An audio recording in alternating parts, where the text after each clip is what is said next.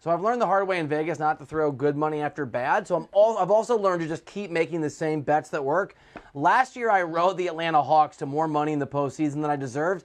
And I still think Atlanta, and I know they've been disappointing, they've been underwhelming, they've been inconsistent. There was a stretch a few weeks ago where it felt like maybe they were turning it around. I still think they have the talent. They're basically the same basketball team that they were last year. They haven't figured out their rotations. And I saw last season Atlanta figured out post-All-Star game, right, the last third of the season, and obviously make that run to the Eastern Conference Finals. I'm not sure they go that deep in the playoffs, but I still think there's a really good basketball team in there, and I think they're going to figure it out. Well, we just saw two of the top teams in the East. So, Bill, what are one of those top teams you think, East or West, that's going to struggle now that we've hit the second half of the season? I'll give you a couple. I'll be pessimistic twice as much as I was optimistic with the Hawks.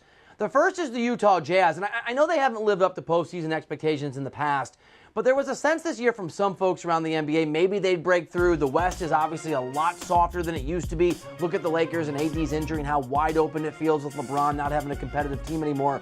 But that interview that Donovan Mitchell did about Rudy Gobert, about their relationship, about the fact he was pretty candid, it's a business relationship, it's not like we're best friends.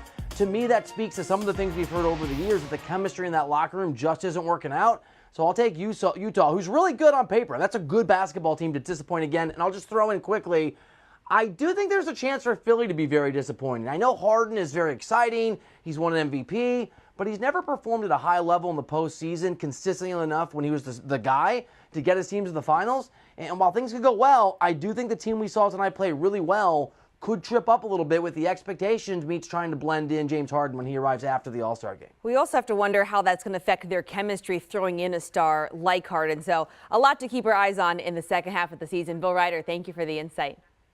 Do you want a sports network that delivers everything that matters about the game? The highlights, the picks, the instant analysis, no yelling, no fake debates, no politics. Hit the subscribe button and never miss a moment.